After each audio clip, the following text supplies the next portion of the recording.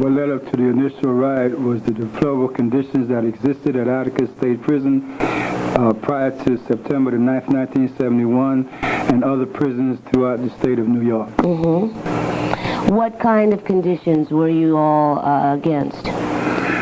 Well, people were working for slave labor is one, poor medical treatment, the inability to communicate with people who we wish to communicate with. You mean you couldn't write letters, or could you call your attorney, that kind of thing, your family? Well, you couldn't call attorneys, number one. You could write letters, but you was basically restricted to writing letters to your immediate family.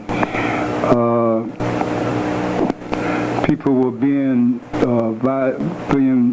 through what you call violation of parole for simple charges. At the prison itself, the food was bad. There wasn't ample educational facilities for us, not ample recreational facilities, and just the role or the relationship between the prison guard, the prison administrators, and prisoners at Attica, as well as other prisons throughout the state of New York. I'd like to state that the incident did occur at Attica, but before that incident, there was an aura or feeling within the air that something would happen in New York State prisons. No one knew what particular prison it would happen at the time. To most people's view, and I speak of prison administrators, they did not perceive that it would happen at Attica. Certain other facilities were cited as where it would possibly happen. So no one know where it would actually be. Now, was Attica's inmate population primarily African American at that time? Predominantly. Okay.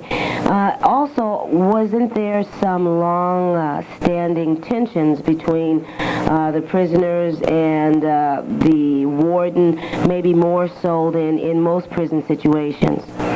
Well, Mancusi, not just Mancusi, but whoever was the warden or the superintendent at Attica essentially felt that that was a fortress. And so they were very disrespectful, and they disregarded people's rights there. A lot of times you would file a writ, all right, seeking some justice, and they would just tear the writ up.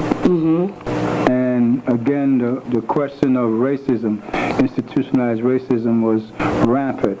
They kept it going. So definitely there was always a problem there, but particularly with this warden, Mancusi.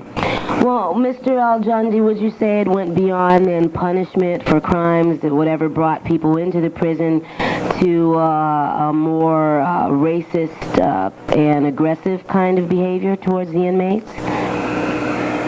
See, I think it doesn't matter what you go to prison for. The fact of the matter is, when you go to prison, you're sentenced by a judge to do X amount of years. Okay. And along with the sentence, there are certain rights that are yours. The United States or the United Nations, for example, has conduct or code of conduct that speaks to how prisoners should be treated. It's called minimum standards for treatment of prisoners. And basically, prison administrators in the United States of America basically don't address themselves to those issues. The common thought is that once you are placed in a prison, you essentially don't have any rights that prison officials deem that they have to respect. And so, most of us who are imprisoned are far away from our homes, far away from our loved ones, and so people cannot rush to the prisons as readily as possible to deal with some of the circumstances. So your life is up for grabs then? Yeah, it's essentially we are at a disadvantage. All right, well, I know that people in the community have mixed feelings. I listen to the callers. I get people calling in. You know, they did this in my neighborhood. They did that. They deserve whatever they get. But this situation at Attica has been described as the bloodiest encounter between Americans since the Civil War. And can you tell me a little bit about what happened during the riot? I understand that 150 officers of different branches of officialdom attacked, and some 450, is that right, Attorney Deutsch, rounds were spent? No, there was over 2,200 rounds of ammunition fired. 450 shots. Well, it's hard to say because they used shotguns with double-O buckshot, and each round of a shotgun contains between 8 and 12 individual pellets. And they also used dum-dum bullets, which are prohibited by the Geneva Convention, which enter the body and then expand, and they're like deer slugs. And it varies, but they say there was about 2,500 individual missiles, either pellets or dum-dum bullets, fired against essentially unarmed prisoners on September 13th. And the official reports, did they say at first that the people who died of knife wounds, slit throats, and that turned out to be false? Is that right? What they said when the riot first happened, it started out as a riot, but then it really turned into a rebellion where the prisoners elected leadership, where they expressed certain demands about their conditions, their human rights, basic human rights, as Akil talked about the various problems there, and they asked to negotiate some changes in their life there. And after 4 days of these negotiations, the state basically terminated the negotiations and went in there. And there were 10 hostages that were killed. And at first the state said that the inmates had slit the throats of the hostages, and that's how they died. And they announced this to the world, and it was front page in all the newspapers. And then the autopsies were performed, and it was determined that each hostage died from a bullet from the state police or correctional officers. And even after they had that information, they tried to get another pathologist to perform the autopsy again, saying that the first pathologist must be a communist because he said this. Of course, the second pathologist said the same thing, that the hostages had died from bullets and not from their throats being slit.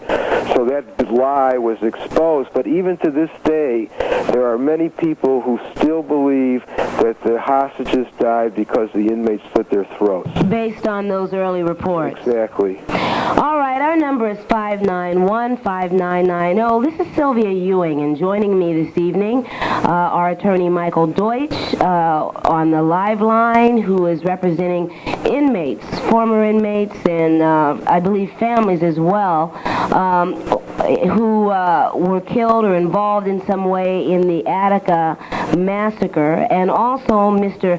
Akil al-Jundi, who was in Attica at the time. I'd like to find out a little bit about how the story played out as far as the prisoners organizing themselves, and I believe there were black Muslim guards who were responsible for guarding the hostages. Tell me a little bit about those days when you were negotiating and what some of the demands were, Mr. al-Jundi. Well, before I do that, let me take the responsibility to address something that you mentioned earlier. And what was that? Which was the question of how people in the community would state that prisoners have done things against the community, so whatever happens to them in prison is justified or justifiable. Mm-hmm. I think that as a member of the African American community, I live in New York in the South Bronx. I think that it's a question that we have to be concerned with, the role of crime in the black community. But I think that the basic situation is this. We are sent to prison. Okay. Predicated upon violations in the community, and I guess, as the state would say, violation against the state. We're sent to do time. And while we are doing time, we are human beings. Okay. As we were before. People would say that some of us acted not like human beings. Mm-hmm. All right? But the fact of the matter is that we are human beings. And so as human beings, we have rights that everyone and anyone must respect. irrespective of where we are housed at. So what happens to us in prison, because we went to prison, is no justification for people to maltreat us. Okay. All right? I need to establish that first and foremost. And I know you're currently continuing as an activist for prisoners' rights. That is part of my task here in the United States of America. Okay. Around the question of the rebellion at Attica, again, some of the demands was for the question of decent wages.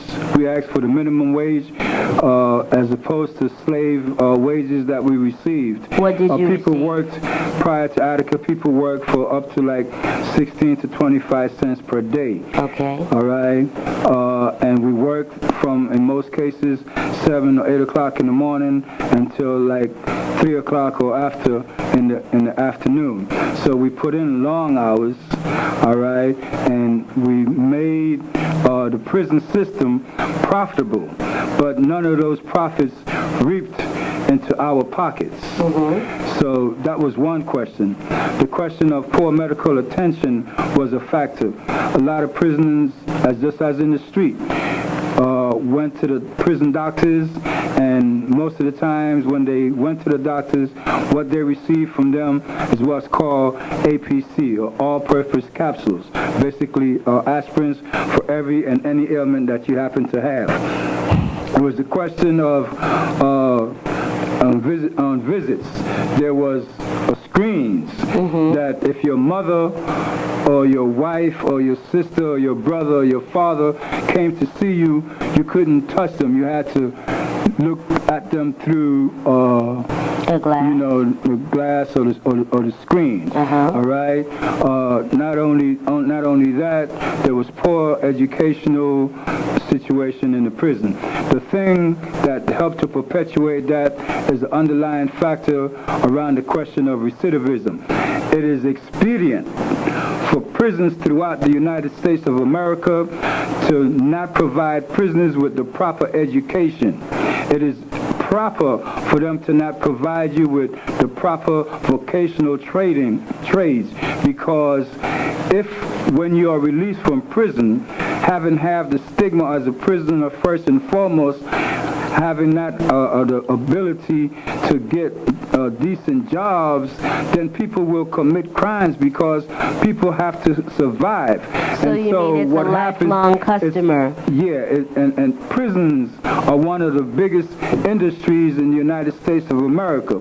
As we sit here on September the 20th, 1991, I dare say to you that in the United States of America, they've gotten to a system now that's called privatization of prisons, particularly in the Midwest, where Chicago happens to be, and also in the South, where big businesses are taking over prisons, and people have to pay for their board and their food, etc. And the problem with that is people are sent to prison to do time, but they end up doing the time and have to pay for their stay as well. Somebody needs to seriously deal with that question.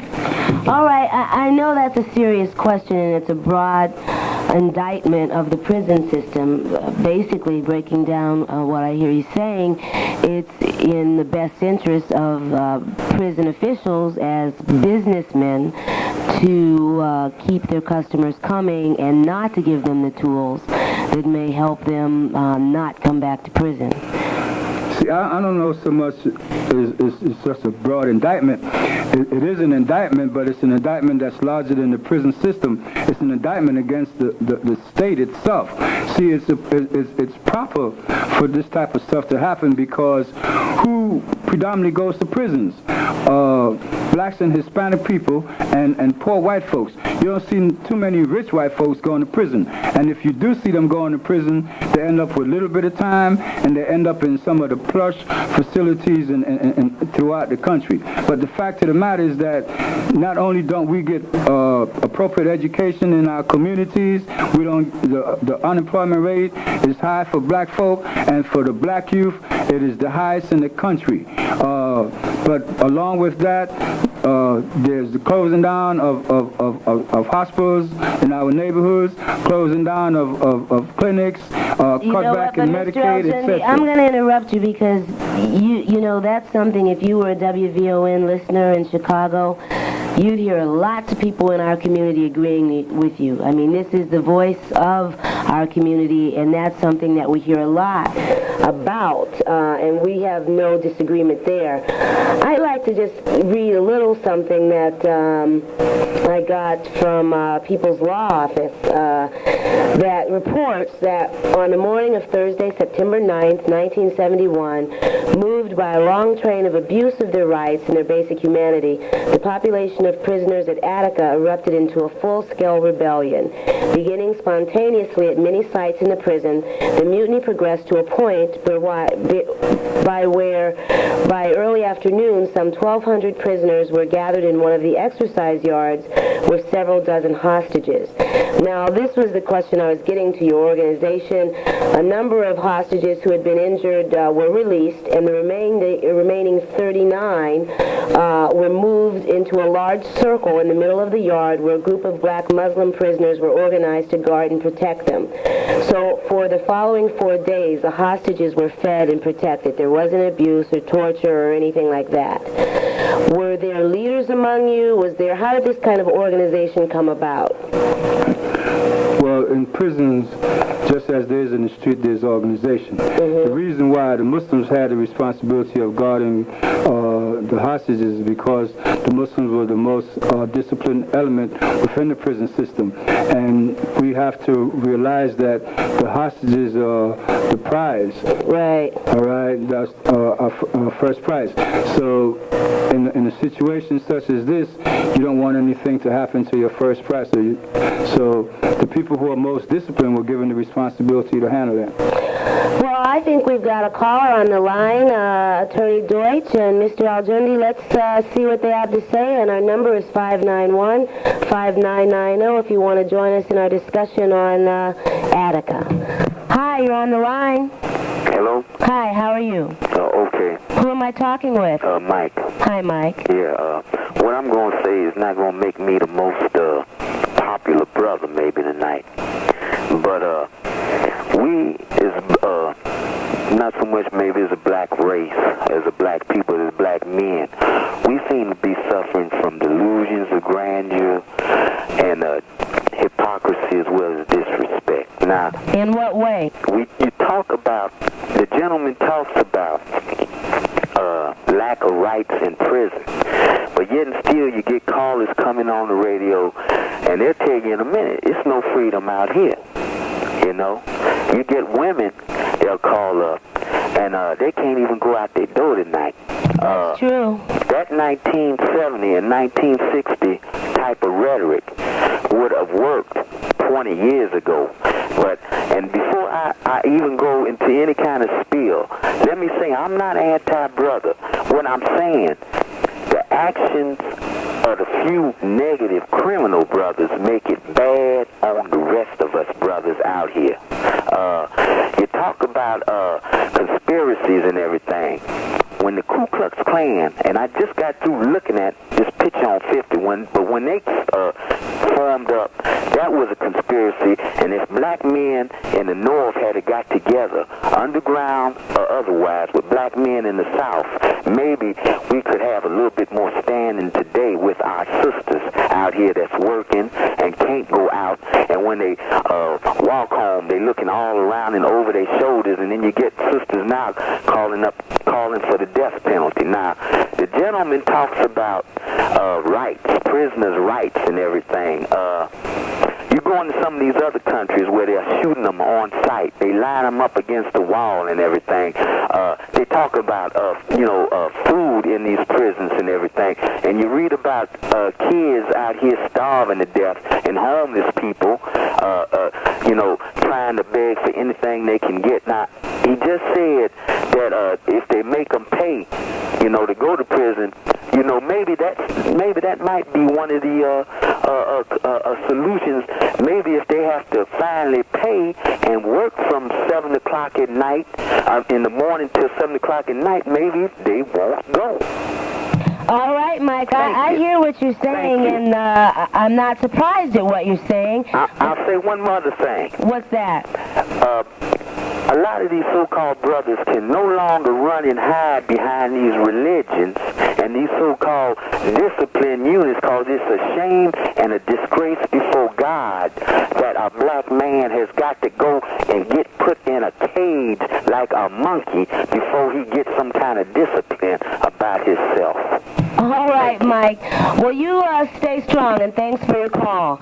Mike has some strong feelings about it.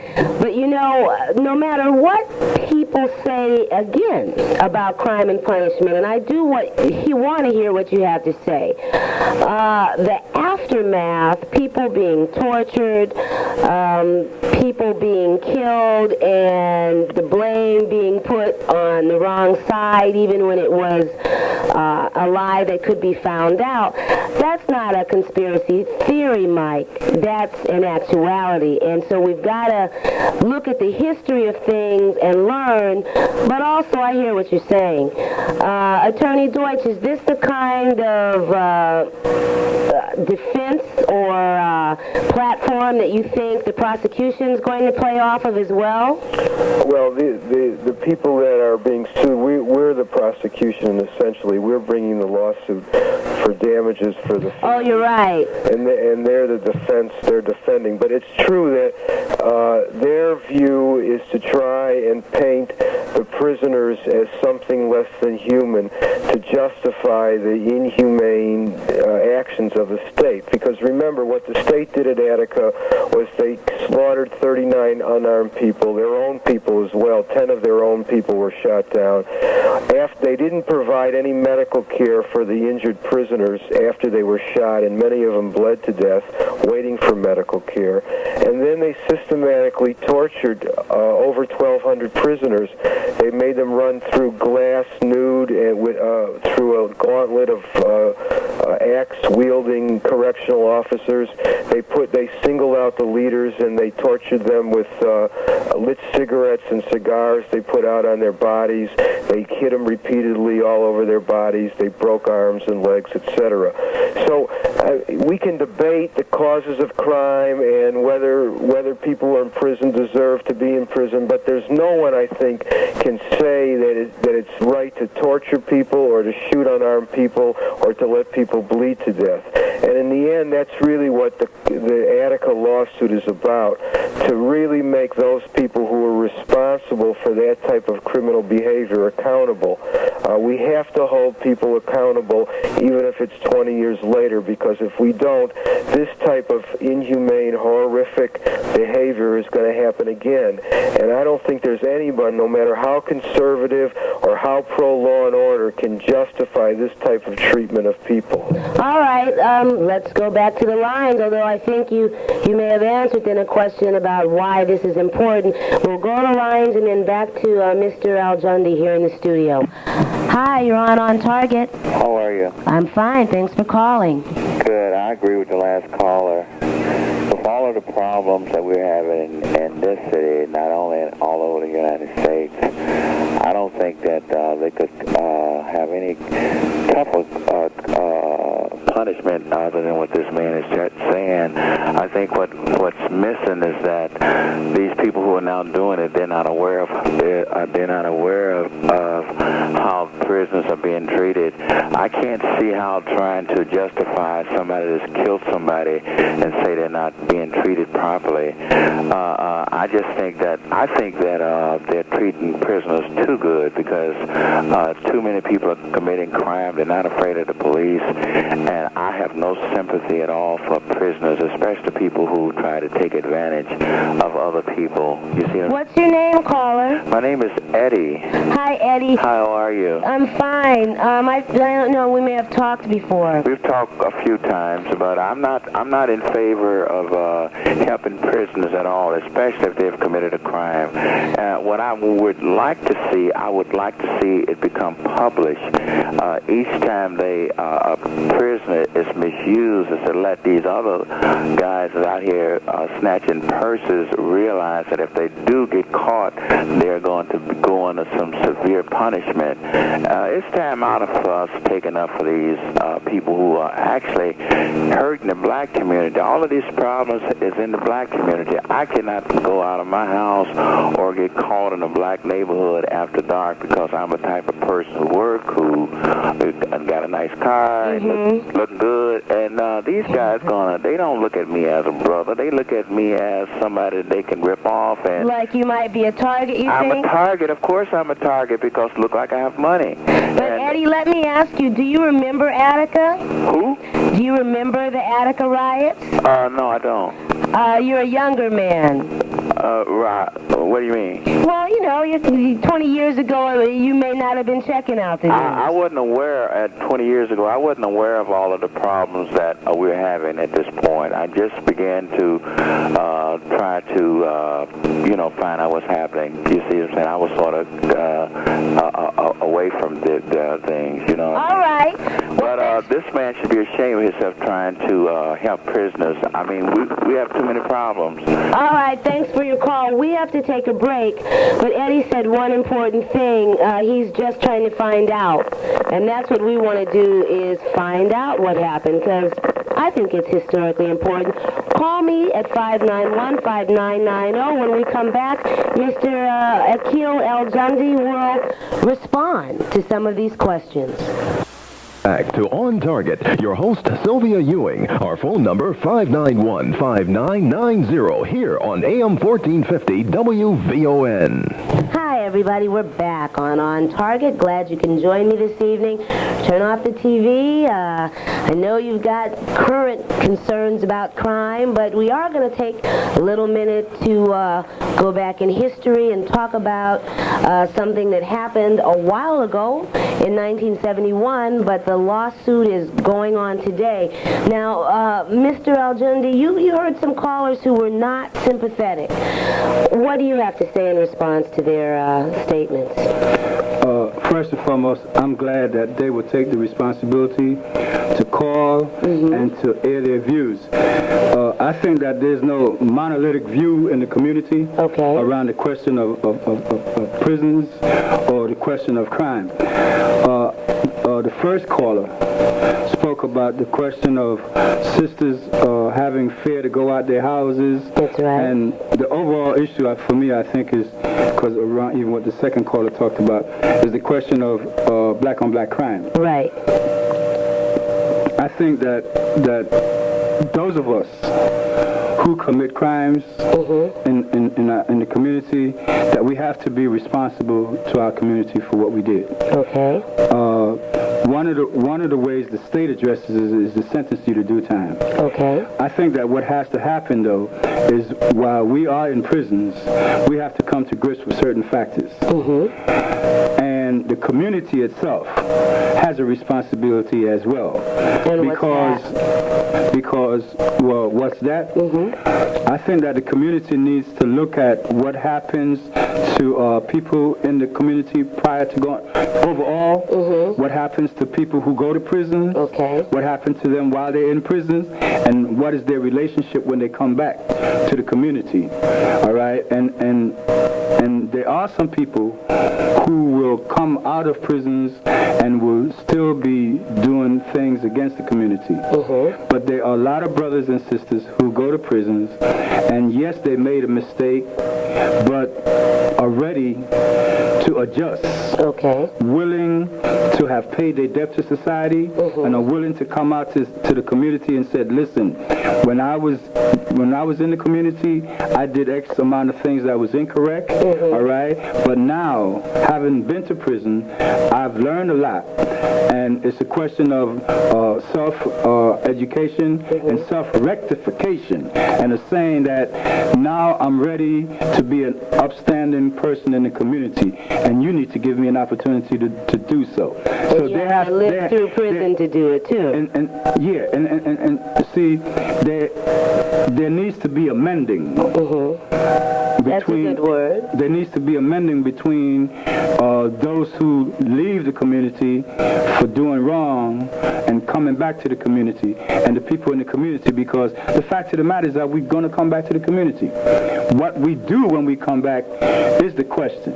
And I think that if we make the community available for a healing process in many cases, that a lot of brothers and sisters can be assets to the community.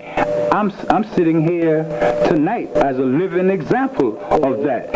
I went to prison for killing somebody at the age of 20. I came out when I was 35 years old of age. But the things that I do today, the things that I have been doing while I was in prison, the things that I have been doing the last 16 years since I've been released from prison are attestation to the fact of the matter that there are some brothers and sisters who can go to prison and come out and be functional and be an asset to the community. And even after the retaliation and the torture, what kind of effect did the aftermath of Attica leave on you?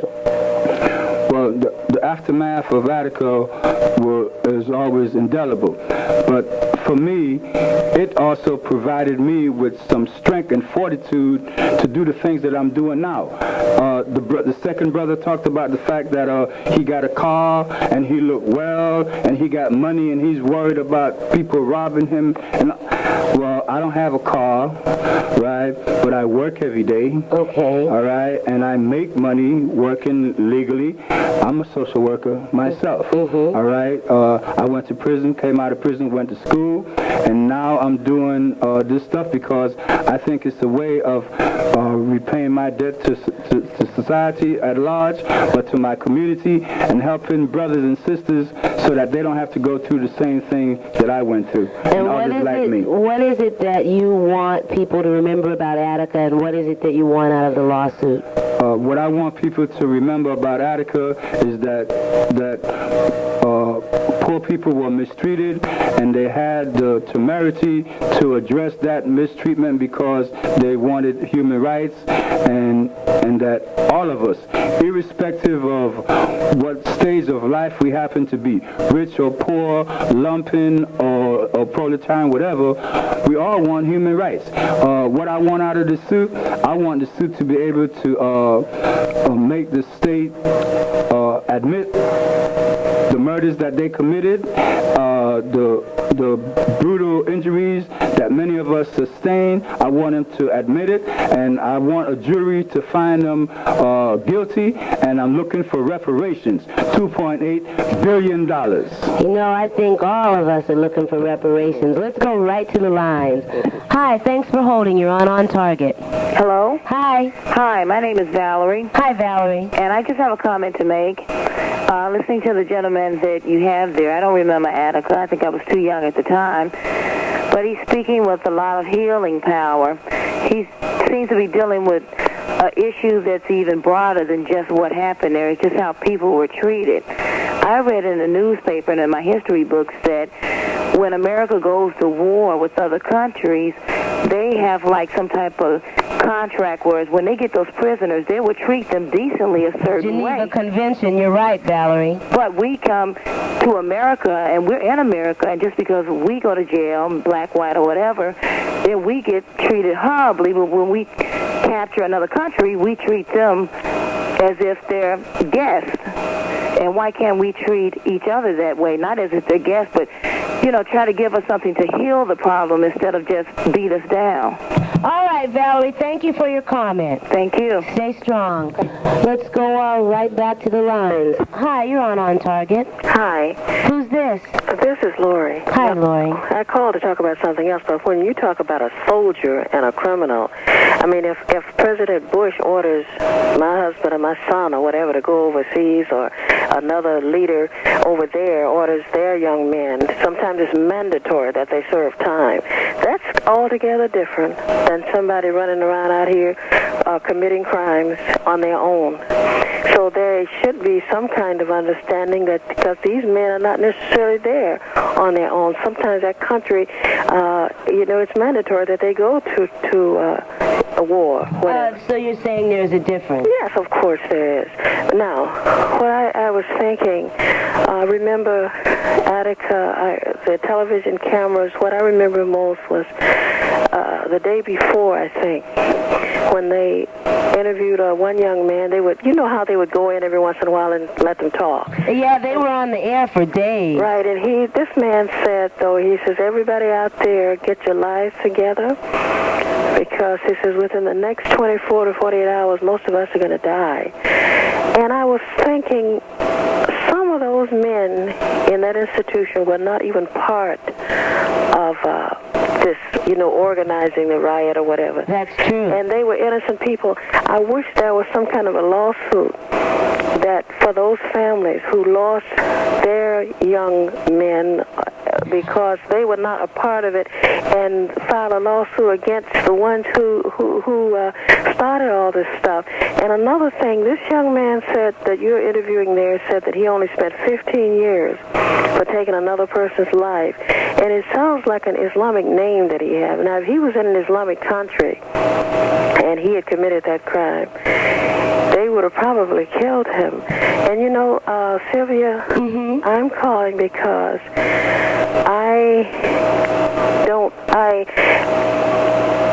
I just don't understand how these people can get the nerve to talk about their food wasn't tasty or their TVs didn't work properly or something. To me, I wish there could be some kind of conditions that would be so uncomfortable and so bad that these people would not want to go back. I think it must be too easy. It must be. All right, Lori, thanks for your call, and keep listening because, Attorney Deutsch, this is a lawsuit on behalf of all the inmates, isn't it? Yes, it's on behalf of all the people, all the prisoners that were in the yard on September 13th. Those that wanted to be there, those that didn't want to be there. Those that were leaders, those that were followers. Briefly, because our lines are totally lit up, wasn't there one prisoner who was interviewed maybe on NPR who was not involved in the uprising but was tortured, beaten about the testicles? Do you know who I'm referring to? Well, the one that was on NPR is named Frank Big Black Smith, who was tortured and was beaten repeatedly around the testicles, but he was part of the rebellion, and he was in the yard as part of the rebellion. There were prisoners that were there because they had nowhere else to go, because once the riot happened, prisoners went out into the yard because that was the only place they could really go. But the point of it is, and I think this is important to respond to the last caller, it was not the fellow prisoners that were responsible for the deaths of those that didn't want to be there or those that didn't want to be there. These people were killed by the state police, and they were killed, they were unarmed, and many of them were surrendering, many of them were doing nothing but just lying there hoping not to get killed, and they were killed in cold blood. So I think it's a little bit facetious to say that the prisoners who were there against their will should file a lawsuit against the prisoners who somehow had the foresight to raise up and say, we want to be treated as men, not as beasts. I think it's also important to understand that, as Akil said, is that most people who go to prison are going to come out again. And I don't think you stop people from committing crime by treating them so bad in prison they don't want to go back to prison. I think that's really counterproductive.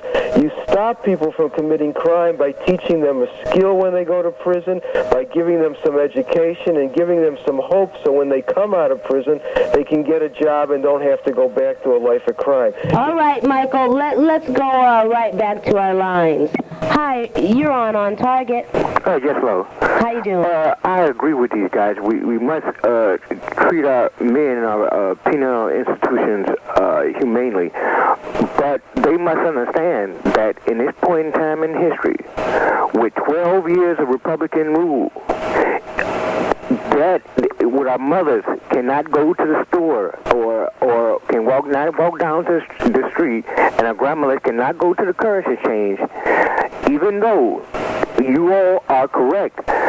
This point in time, at least in the 90s, the way they got things, while society, black poor and white poor, when the middle class is disappearing, and it's going to get tougher, it's going to be very tough out here. When they're letting go of guys on out of prison, and 300,000 guys in this state off with general assistance, it's going to get worse out here. It sure is. What's your name, caller? Edgar. And what I'm saying, they're bothly correct. Them guys should not have went through that in Attica. They should be treated humane, and that the lawyer is perfectly right. But Republican rule have got the whole system frustrated and confused, and got everybody at each other for jobs, housing, and cities and everything, and everybody is at each other's throat while the higher echelon and elite and the 20% of ruling class is controlling this society and getting the whole, what they call America, into a nosedive, and nothing is getting done as jobs being exported, and it's going to get very much rougher out here. Thanks, Edgar. Boy, Edgar put his finger on it. It is getting rough and continuing to be rough. Let's go back to the lines and talk to another caller. Hi, you're on Target. Once, twice. Okay, let's go on. Hi, you're on Target. Hello? Hi. Yes. I don't know who there are two people there, right? One's a Michael Deutsch on the line, the attorney, and akil al-jundi in the studio. Yes, I would like to respond to the gentleman in the studio. First, let me say that, the mistreatment of prisoners, in terms of Attica, I do remember when that happened, and I think a lot of men who were innocent in terms of the riot, were killed, and certainly that's terrible. I would like to ask the gentleman there, Akil, is that his name? Yes. Yes, Akil. In terms of when you were in prison, how many men were in prison that you would say who had just done what we might consider to be minor crimes and had been sent up for doing things which were not really what we would consider worthy of going to prison? How many men in the population were really victims of that? Okay, I don't have the statistics in front of me this evening. I did bring it with me. It's in my suitcase. But a significant amount of people were in prison for what we call minor crimes. Well, see, significant doesn't help me very much. 50%, 40%, 30%? I would say something like about 25, 30. Okay, here's my point, and my brother, I don't really want to make you feel bad, but I do... I don't feel bad. But I do want to respond to you in a way which I think maybe a lot of people who were listening maybe feel the same way. And briefly, because we're coming up on news. Okay. It seems to me that a lot of the things, the demands or the things that you felt, the men in prison should have had, are things that I work from 7 o'clock in the morning until often maybe 9 and 10 o'clock at night to achieve, through work, okay, through working hard. And since the situation out here is what it is, and like the gentleman explained, it's going to get worse, how do we get around the fact that the brothers are out there doing these things, terrorizing people? I don't go out of my house in the evening at all without being accompanied myself. In other words, when you do something, the world is cause and effect, and when you do a crime for the 70% of men who were there for a good reason. All right, that's very well put. Everybody, stay tuned for After the News. Caller, please listen in. We'll be back in about 6 minutes.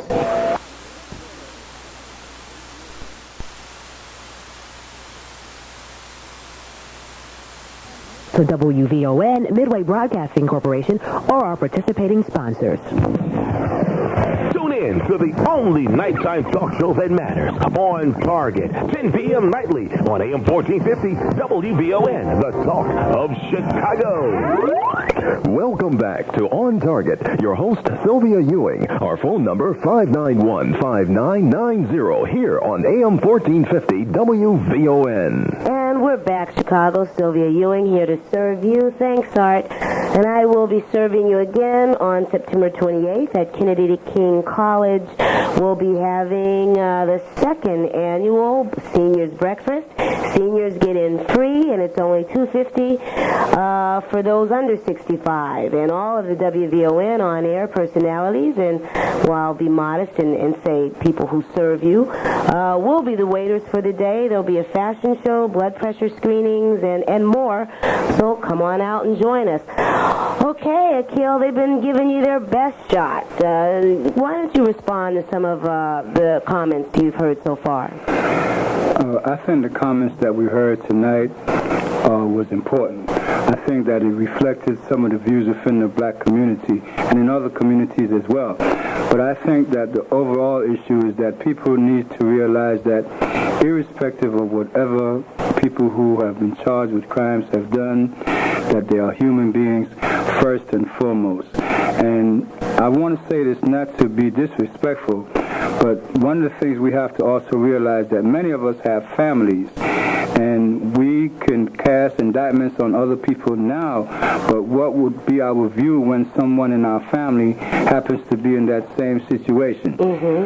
I work with an organization in Brooklyn, New York that's called the Community Self-Defense Program, and one of our particular tasks is to deal with the question of black-on-black crime, because, see, I could never sit here tonight or any place in the world and tell people that it's proper for some of the things that we do to go on. Okay. I could never do that. It wouldn't be respectful to myself, but it wouldn't be respectful to our people as a whole, those who are past and those who are alive.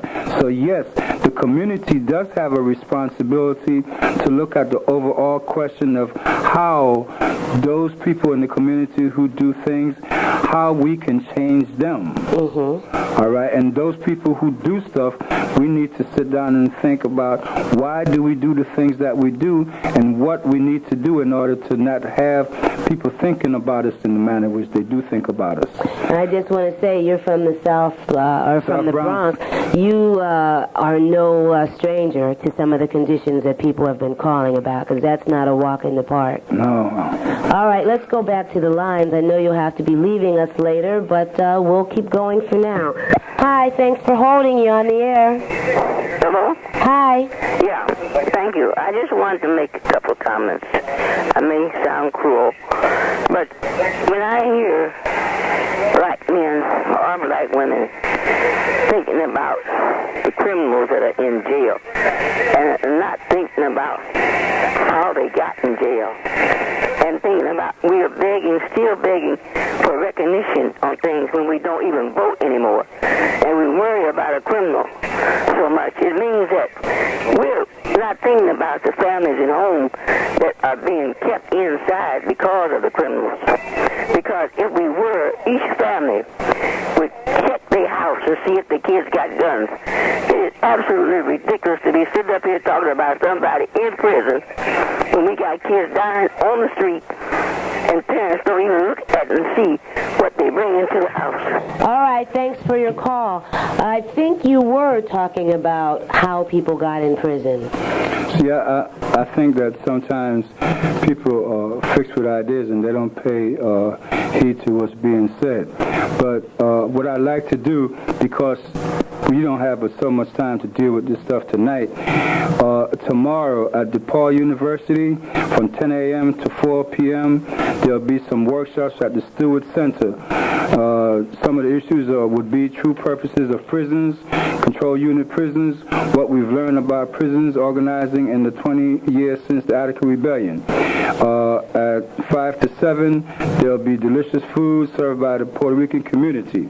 From 7 until 10 o'clock p.m., there'll be a movie on Attica.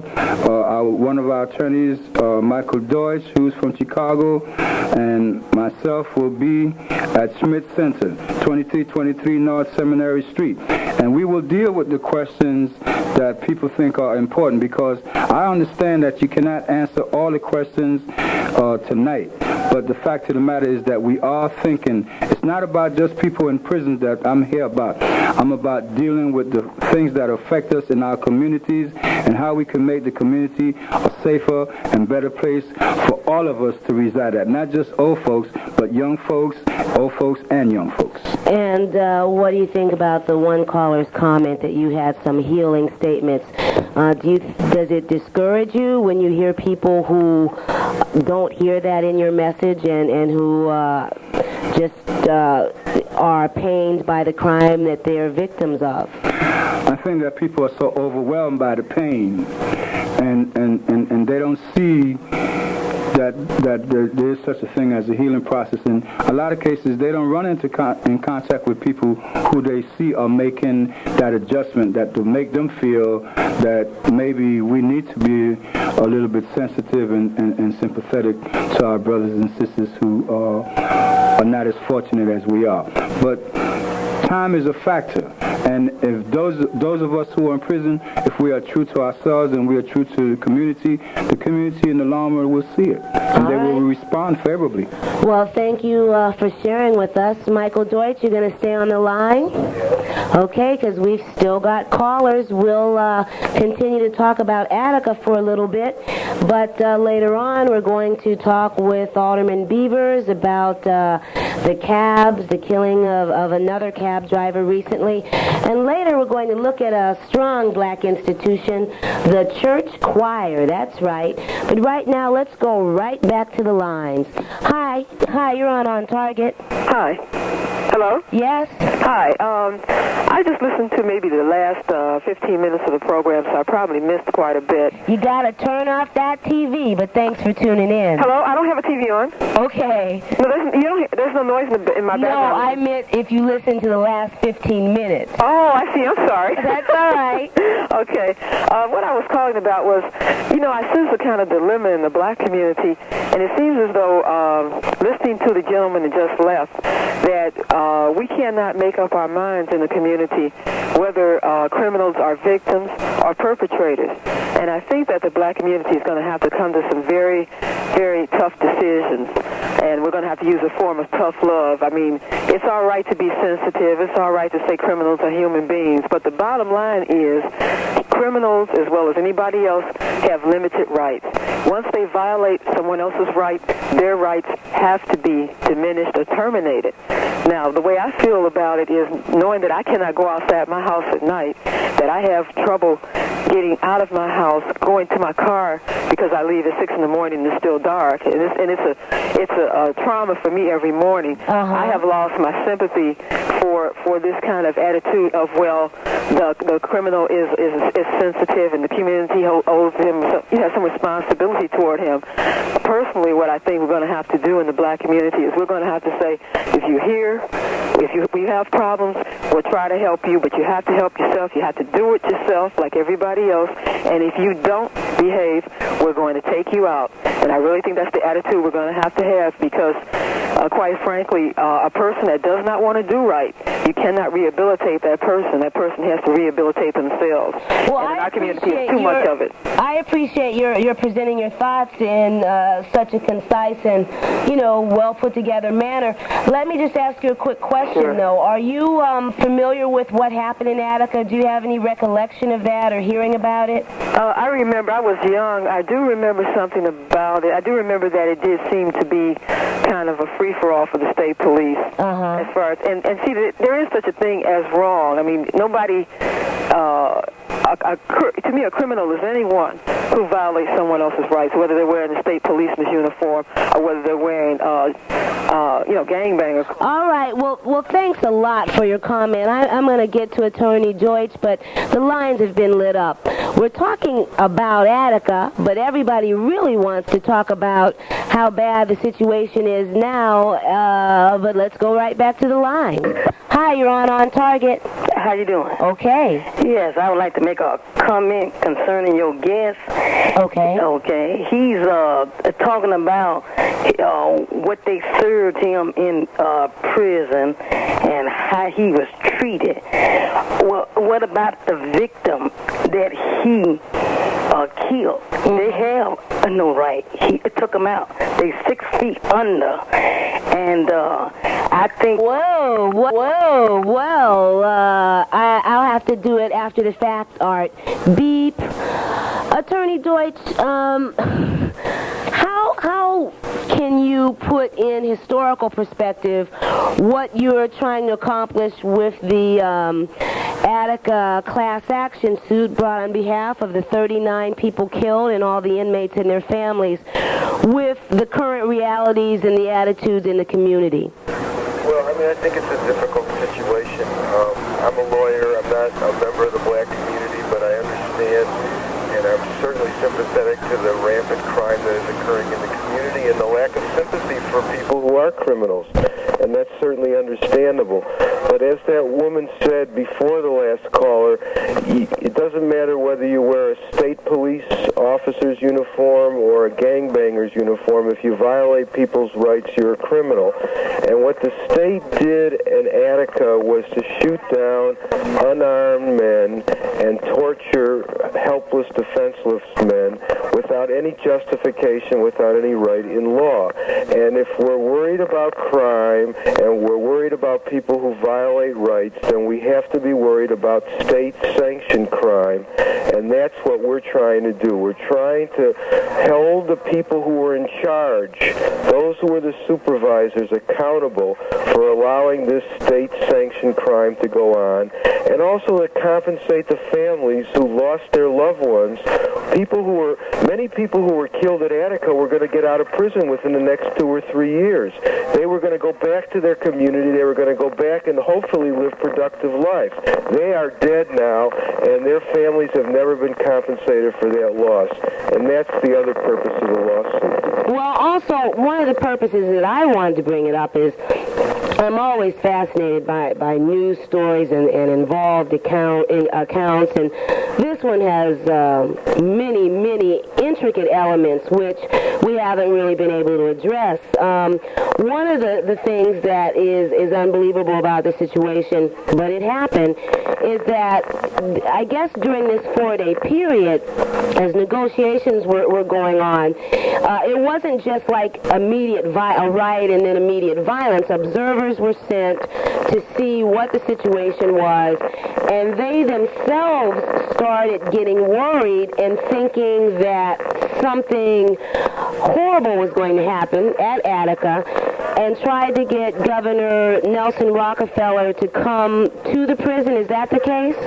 Yeah, essentially, there were many people who were called as observers to come and help resolve the situation. Congressmen, attorneys, clergy, and after a couple of days of negotiation, they saw the state police massing. There was a tremendous amount of racial hatred being focused against the prisoners and even against those people who were observers who were going into the prison. And they saw that a massacre was about to happen, that the state police and the correctional officers were just itching to go in there. And they called the governor on the phone, and they urged him to come, not to go in the prison, but to just meet with the observers outside the prison as a sign that they were going to try and resolve the thing peaceably. And essentially, Rockefeller's position was that it was politically not feasible for him to appear to come to the prison because it would look like he was being too lenient to the prisoners, and it would hurt his political aspirations. Because remember, at that time, Rockefeller was still pursuing his road to be the president of the United States, and he was always worried whether he appeared hardline enough about law and order. And he essentially told these men, these observers who called him, I cannot do that. Politically, it's impossible for me to do that. I'm getting a lot of pressure from law enforcement throughout the state and the country not to accede to any type of activity that way, and I'm going to have to order the state police to go in there and retake the prison. And after those police went in, I read something that was part of a McKay commission, which studied all the facts after the fact. And I'll just share it with our audience. It said that almost every doctor interviewed by the commission expressed personal chagrin that the medical service had been called in only after the shooting stopped, and that no adequate planning had been made beforehand for the evacuation and treatment of casualties. They said that none of them were briefed as to what to expect, and they were astonished that the large quantities of equipment and supplies they needed had not been stockpiled in advance.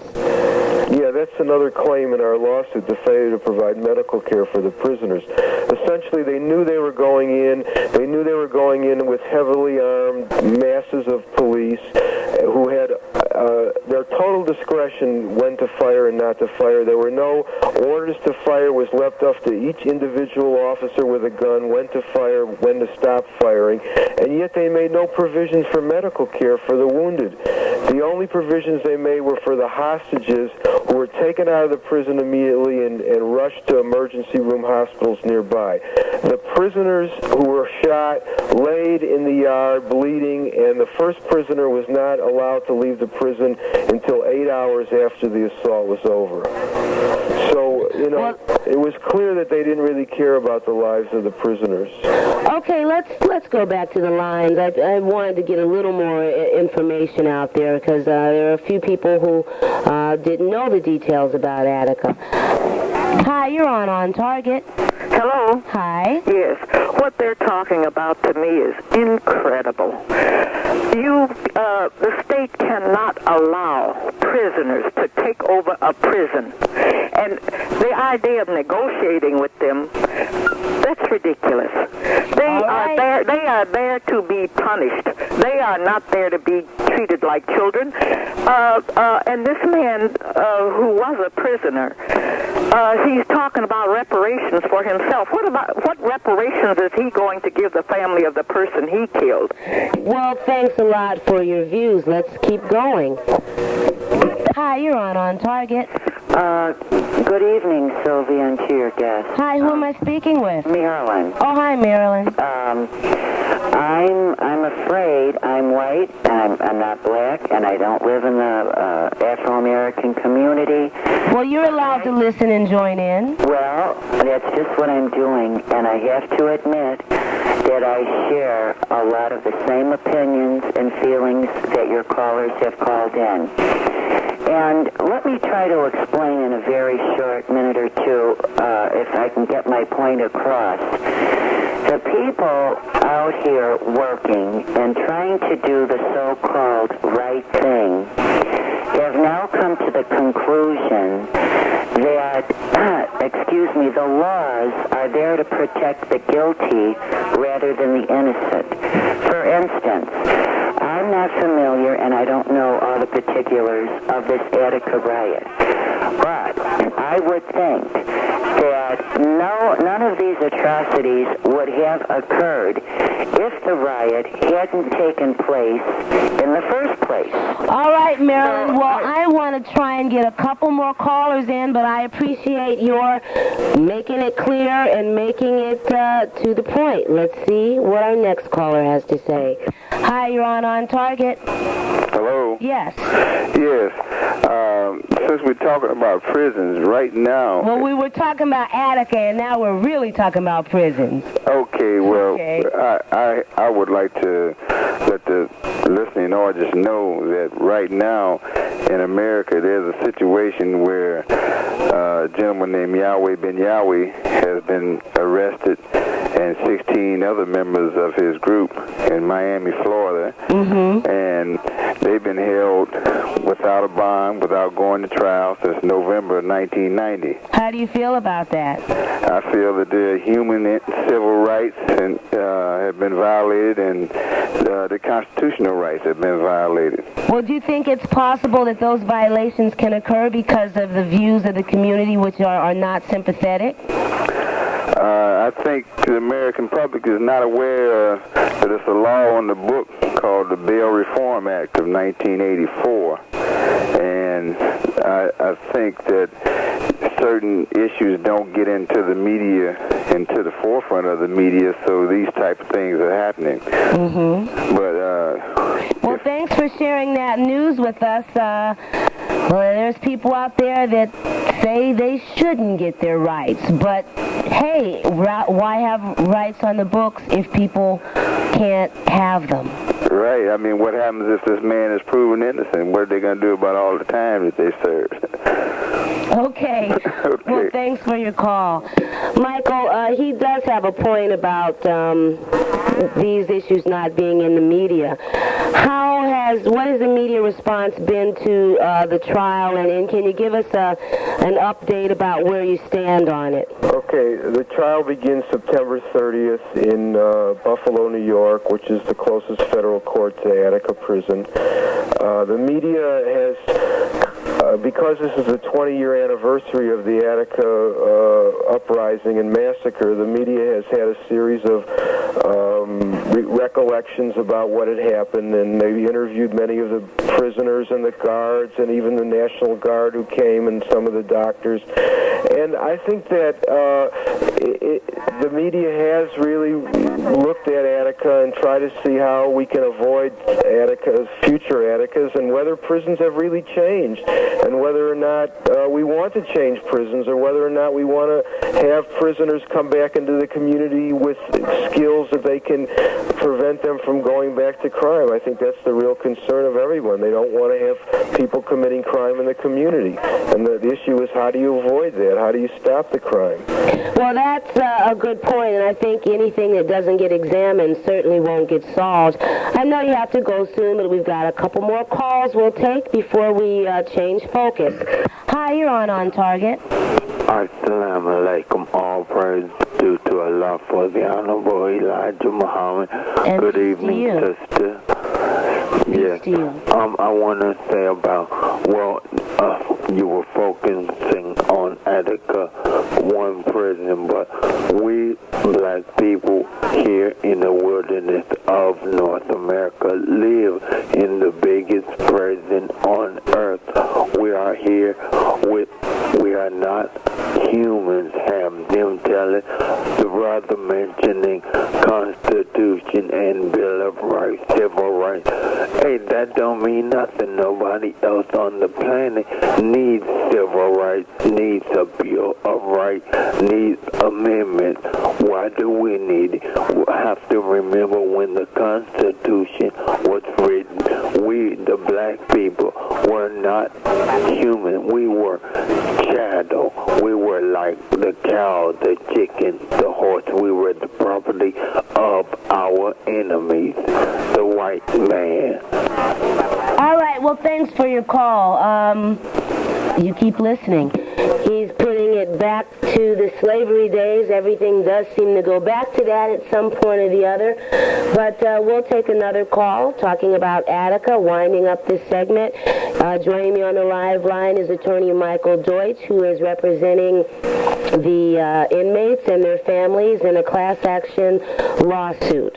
Hi, you're on Target. Good evening, sister. This is Brother Hondo. I'm just calling to say that a lot of the callers who called in tonight are really the ideological descendants of the black slave owners who expressed the relationship of black people who are trying to get into the capitalist system and try to, how you say it, lift themselves up by them bootstraps or get ahead. I mean, the problem is that... Don't say bootstraps. I've had it with that term.